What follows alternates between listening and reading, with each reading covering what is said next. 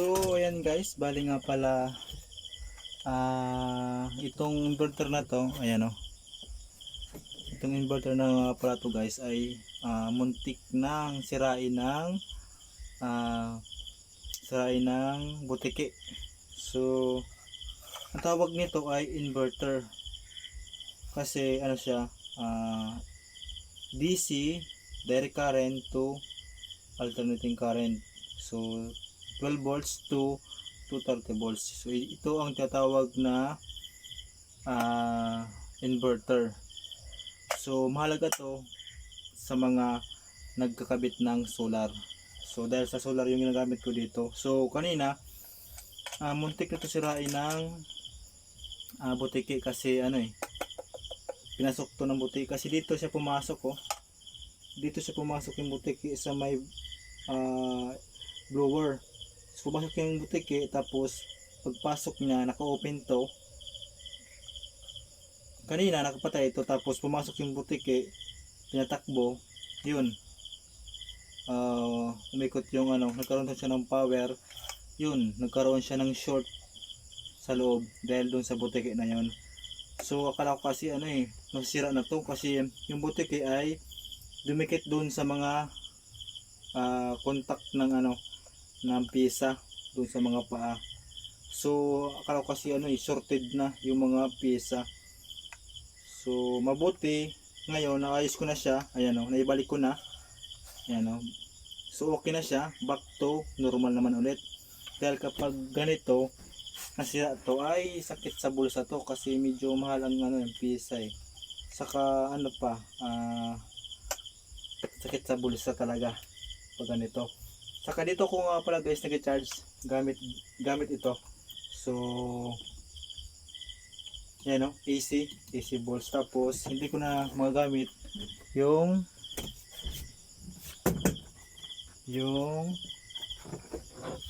amplifier. Ayan. So ito nga pala guys yung ginagamit ko diyan. So yan amplifier na dalawa. Yan So 220 volts to na dalawang to. So dahil dito sa inverter, ayan, so 1000 watts kaya na to patakbuhin yung papaganahin yung amplifier na dalawang to. So minsan ito ginagamit ko, minsan ito. Saka ito yung niya, speaker. So 350 watts. Ayan. So dahil sa pinasok na butiki, itong inverter na to ay namblema ako. So mabuti may alam ako dito sa pag-ayos ng mga piyesa. So chinek ko siya, kala ko kasi may palitan na piyesa kasi may palitan sakit talaga sa bulsa. So hindi ko magagamit to ng pangmadalian. So ngayong gabi kapag uwi ko ay chinek ko, agad ko talaga sa binuksan para ma-check ko kung ano ba ang kausa kung bakit siya nag-spark sa loob. Pagbukas ko parang may umispark, may nasulog sa loob. So agad ko siya inoff, tapos agad kong binungkalan, yung pala mayroong butiki sa loob. So yun, bali nga pala guys, okay na siya. So ngayon try natin na ikabit na kasi ayos ko na siya, natanggal ko na yung butiki at yan ako na siya, nilinisan. So ngayon guys, ang gawin ko ay kakabit ko na siya dito. Yan. So ito yung ito yung supply niya na 12 volts. Yan, dalawang battery ang gamit ko. Yan lumang-luma na nga yan Yan second hand yung battery, dalawa parehas yung gamit na. So kahit paano ay nakikinabangan rin yan. So second hand, malaking tulong na rin to dito sa bahay na to sa bahay na to na aking tinutuluyan. So ito, kakabit ko na nga pala guys siya dito. So para ma-check natin talaga kung goods na yung aking inverter kasi nasira talaga. So ngayon kabit na natin. So ginawa ko lang nga pala dito guys ay tinanggal ko lang yung butik sa kanilisan ko yung loob kasi nag-short sa loob eh. Mayroon siyang sunog konti lang. Mabuti hindi yung pisa yung nasunog. Ayan, so ikabit na natin to. Itong kinahawakan ko, mayroon itong supply na 12 volts. So, direct current to. O DC na tawag. So, maganda talaga guys kapag mayroon kang alam kahit paano sa mga wiring o sa electronics. Kasi malaking bagay na rin yun para makatipid tayo sa bayarin. Kasi once na pinagawa mo to talaga, na nagkasira to, kung pinacheck mo lang kasi hindi natin alam na bakit nagkagalaw, nag-spark sa loob. Pinacheck natin. So, yun. Magabay tayo sa technician nun. So, mahal yun. Tapos sabihin ng technician, minsan, may mga technician din na hindi maano din, hindi nagsasabi ng totoo. Yung iba lang, yung iba sabihin may piece ng palitan tapos wala naman pala.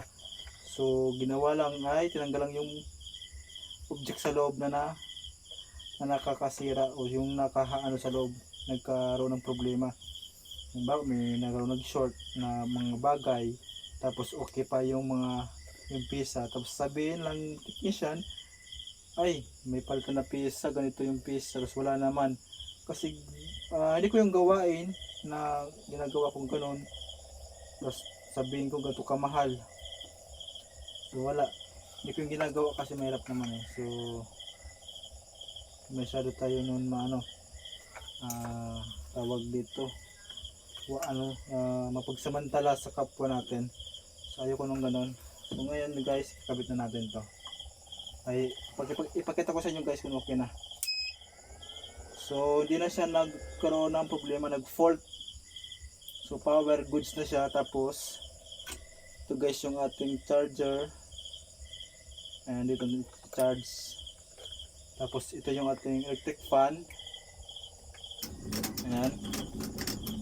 So kita naman guys yun, no? Ayan. So umikot na siya. So ibig sabihin goods na yung ating electric fan na ginawa ko. Ay yung yung inverter na inayos ko. So yun lang ang problema nito, yung putiki lang talaga. Ayan, so natin. So kapag pinagawa natin to sa technician, sigurado laki to, 500 pataas to. Mga 800 na depende sa piyesa na papalitan, pero wala namang piyesa. So mabuti, mayroon tayong alam kahit paano dito sa pag-troubleshoot ng ganitong mga inverter. So counting idea lang o knowledge sa ganito, bungkalin nyo lang guys para makita nyo. Screwdriver lang kailangan niya, Phillips screwdriver, wala nang iba. So yan, ibalik na natin to. Dito ko siya nilalagay kasi chip dito eh. Ayan, lagay natin dito